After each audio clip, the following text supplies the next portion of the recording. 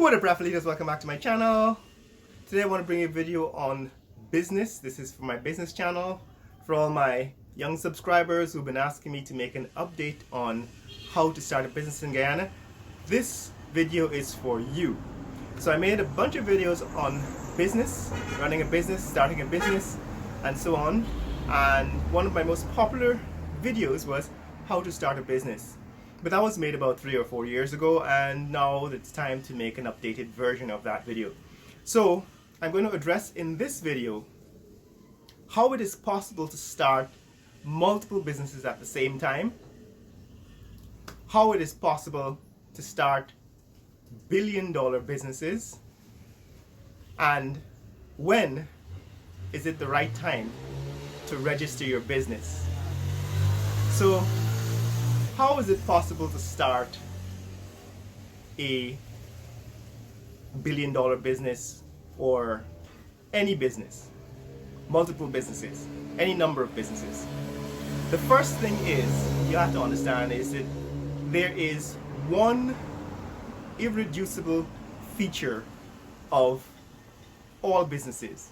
So all businesses can be boiled down to one thing, and that thing is arbitrage. What is arbitrage? Arbitrage is when you buy something cheap and you sell it at a higher price, right? So all businesses are based on arbitrage. You buy low and you sell high.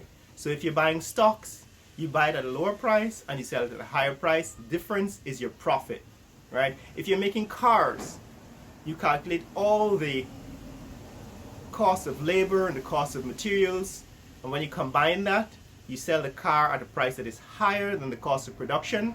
That's arbitrage.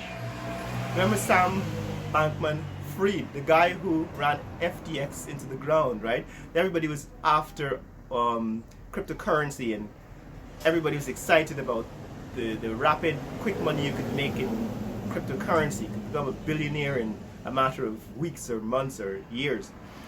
So Sam Bankman-Fried, what he found out is that you could buy cryptocurrency in the US and you could sell it back in Japan at a higher price. So what he was doing was arbitrage, right? Even if you run an airline company, what you're doing is arbitrage. You calculate the cost of leasing your plane, the cost of paying your staff, cost of ground crew, cost of maintenance, and all of that, you combine all of those costs and you price your tickets so that on a monthly basis or a weekly basis or an annual basis, you make more money than you spend. That's arbitrage. So the one thing that is the same for all businesses is arbitrage. You buy low and you sell high.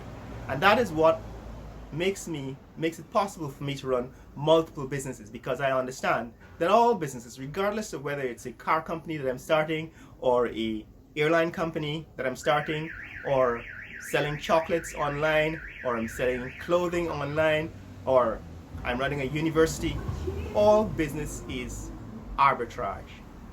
That's number one for my young people. Now the second question is, how is it possible to create multiple businesses at the same time? Well, the thing is that if you understand, there are only three units, three parts of a business that you need to master. And if you can master, you can package these three parts into a tool, into three tools. Then you can package those tools, you can repackage those three tools into any number of businesses at the same time, right? Because once you have solved that problem, those three tasks that you have to solve, then all you have to do is to solve the same problem for every other business you create. So I can create 25 businesses simultaneously because I have solved those three problems, those three tasks. I've created tools to solve those three tasks. Now, what are those three tasks? Number one is data. You have to be able to collect and manage data, right? So if you're running a business in the modern era, even if you're running a business that is not digital, let's say you are renting apartments or you're a landlord, you have to be able to write a receipt every time you collect the rent, right? And that receipt that you write, that is data.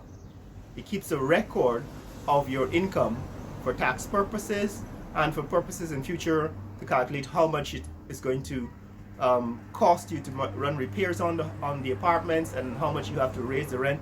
All of this is data, right? So the first thing you have to do is you have to find a way to manage data. You have to either build tools. In the old days, you write a bill, you itemize the bill, you keep a track of all the costs, you write receipts, you keep a track of all the expenses, and at the end of the day, all of that data goes into how much you charge. And if your expenses are more than your revenue, then you're running at a loss. You don't have a business. So unless you have a record of this data, right, you don't have a business. That data allows you to do your accounting, for example, at tax time. So you have to have a way to keep track of data. Number 2 is you need customer relations management. You need a customer relations management system, because your customer is how you earn money, right? So you have to be able to contact the customer, connect with the customer. You have to be able to have a relationship with the customer. You have to be able to motivate them and advertise to them and encourage them to buy your product, right? You have to have an ongoing relationship with your customer. You need to keep, you have to have a way to reach out to new customers. You have to have a way to acquire new customers. So number 2 is you have to have a customer relations management system. You have to have a way, if your customer has a problem with your product, for them to contact you and get redress, for them to be able to rectify any problem they have with your product. So number 1 is data, number 2 is customer relations management. What is number 3?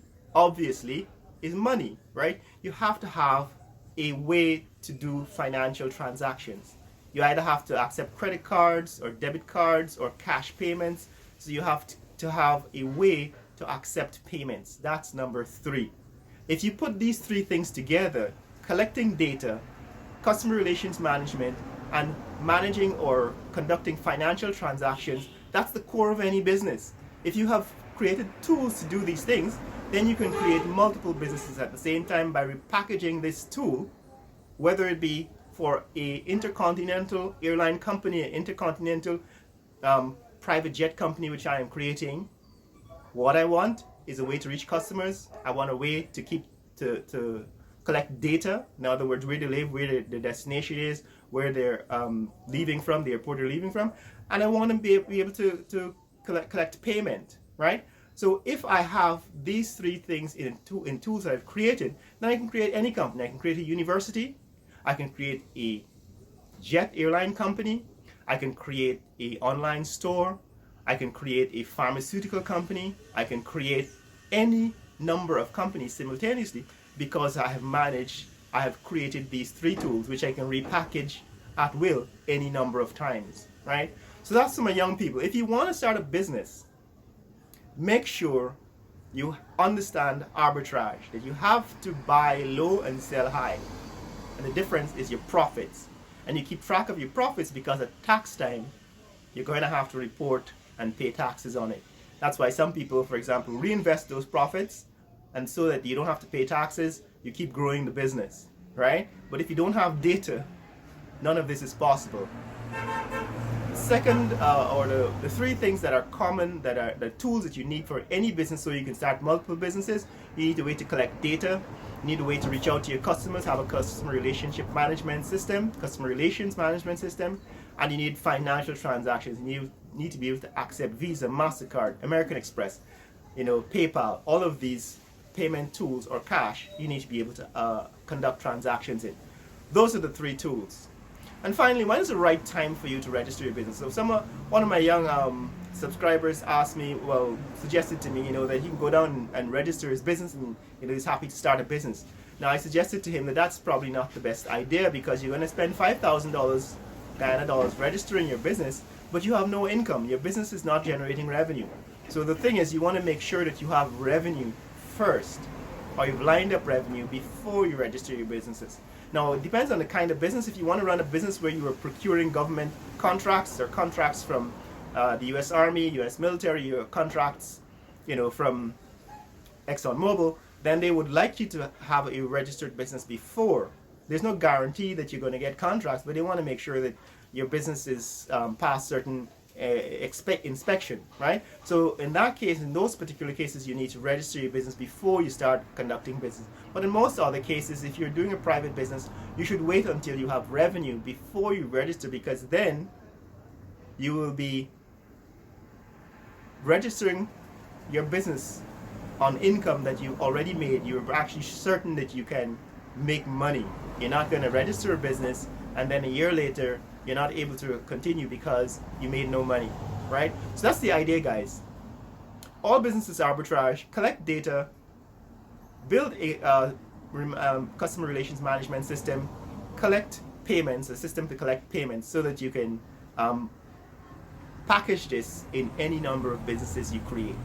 So that's what's up, guys. That's how I run businesses. That's how I run multiple businesses at the same time. I do all of my coding myself, right? So I don't really need investors and millions of dollars to start a new business, because I can simply write the code, repackage it, and create a new business. You want to see more content like this? Click like and subscribe. Remember, this video is going to be on my business channel. If you have not registered yet, or you have not subscribed yet, go over to my business channel. I'll be posting all of these videos eventually on my business channel. They will not be posted here on the main channel first. I will simply post them on the business channel, so make sure you register there for all my business videos. I have 10 channels and you should register on all of them if you want to see all the content on all of my channels. Share this video with friends and family around the world. Let people know what's happening in the fastest growing country in the world, Guyana. Later!